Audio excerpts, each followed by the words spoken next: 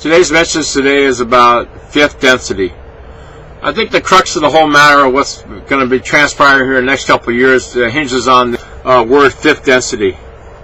Now, my basic understanding from what I've gleaned from the many different writings and recordings by David Wilcock and what's this other guy's name? Alex Collier, is that this Earth of ours is going through a dimensional change where the sun's going to get brighter and somehow have a effect on us so that we're in fifth density. It's not real clear what the fifth density is. It's from what I understand, the fourth density is where people can understand and know each other telepathically, and fifth is perhaps the wisdom having to do with it, or the manifestation, or becoming light. The best I can tell, there's scriptures somewhere in Peter that says this: "For they that are of the light come to the light, so their deeds may manifest. They that are not of the light do not come to light, lest their deeds may." To be manifest doesn't mean that, look, you did this wrong, you did that wrong. No, it brings you to a state where you become actualized. You become the thing that you believe in that. So, in the telepathic state, to discern things telepathically, when I pretty much operate a lot like this. I use seeing the spirit, and I look and ask questions, but in my mind I say, well, what's this, what's that, or what's going on here? I just like a blank slate, like what's going on. Keep an open spirit rather than to say an open mind, because an open mind could, in a relativistic sense, when anything could mean anything when but an open spirit mind, I want to call it that, is where I can see what's there and find out what's actually going on. There may be various things that can be seen and understood. Some things are become a new experience and not based on things that I may have seen in the past. And that's an ongoing thing, and things can always be revisited and analyzed. But I would listen to different things, and then I came to the conclusion, just because this next the density thing happens when it may not necessarily affect everybody the same way.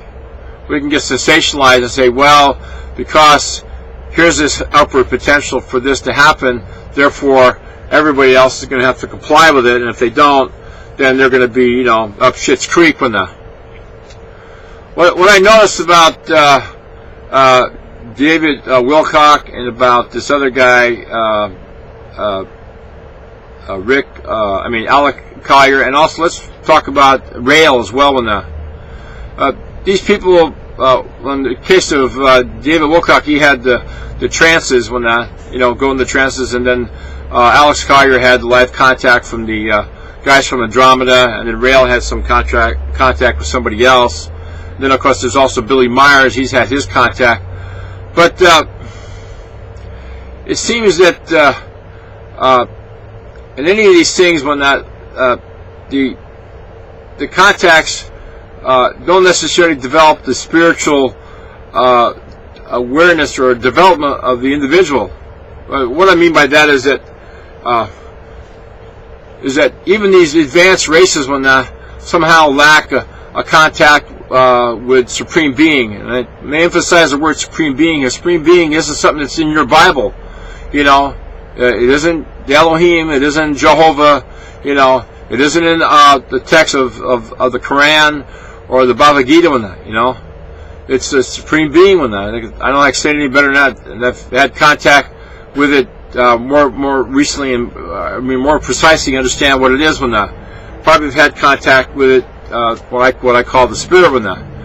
But oftentimes, what the spirit is and what the book says are not totally in agreement with that. But that doesn't surprise me, because we have a translation that's out of whack 500 years from now. For God so loved the world. Well, for God so loved the world, it has to be the Jews, and then of course the group that so loves the world is sending its only begotten Son, sending down as a sinner, or in a lesser state, in a beginning state. Was there really a fall in Genesis? I don't see it. What I see is a beginning race that needs an extension to that, and howbeit that might be interpreted as Jesus, or it could be this guy Mani from Iran or Iraq, and then another one could be Buddha. All these different things that deal with the mechanics of consciousness, not just I believe that Jesus exists, or I believe that the tree is outside my door, therefore that means now I have possessions of all things. You have to mechanically grow in that. You have to develop your gifts, develop however it is that you understand to become the gods. That's what referenced Jesus as the way. Remember, he says, "Did I see did I speak, or did I discern what's going on when that?" And then a later time comes that you discern it by yourself, and you don't need instructions when that. That's what it means to be a son of God. But anyway, this fifth density thing may have a great event and great impact on a lot of people in that. But then again, there may be other people that might be shielded from it.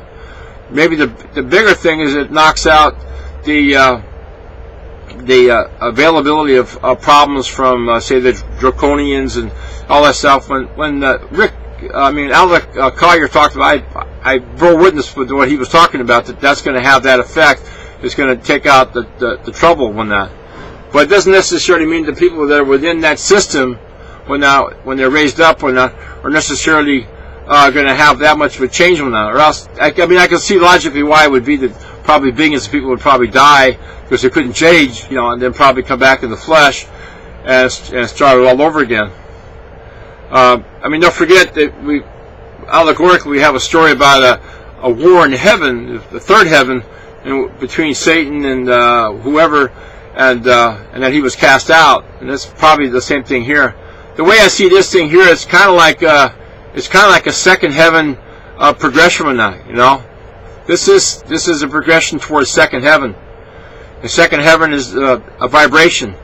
Now, there are studies out there by, I think Naka said that the second heaven was anything above the earth when the outer galaxies and all that stuff and that.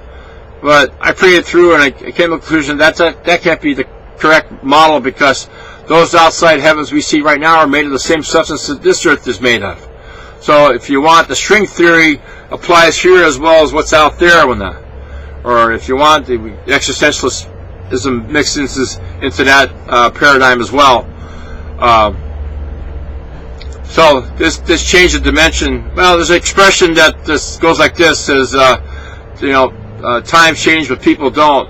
And I see this exemplified in the conversations by Andromeda from the Andromeda constellation, the other guys from the Lyrian from the planet Era there having to talk with this guy Myers.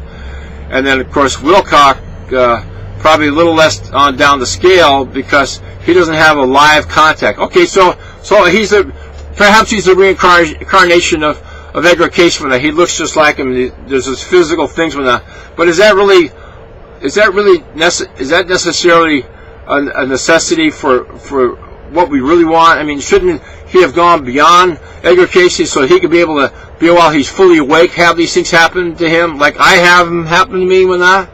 That's where the development is. So here's this basically novice going into fifth density when that, with a linear understanding of things when that, but not necessarily be a part of it. Not just talk about it, but be a part of it. Even my expressing it here to other people when that is in a sense being in the flash when that. Of course, there's a misunderstanding about what Paul meant by that. He says, well, for me to be here in the flesh is a greater service to you than to be in the spirit. They thought that meant that he was going to die. No, just the fact that I have to explain these things with words, it's impossible to explain it with words. You have to get in the spirit. There's no shortcuts. You have to find a way to make that contact with that.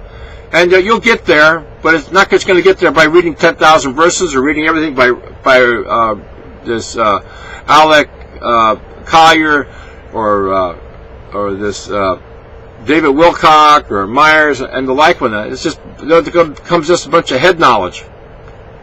So there's a difference between seeing the stuff and actually be a part of it and going beyond it. I feel that my understanding, I've gone beyond it. I'm experiencing it.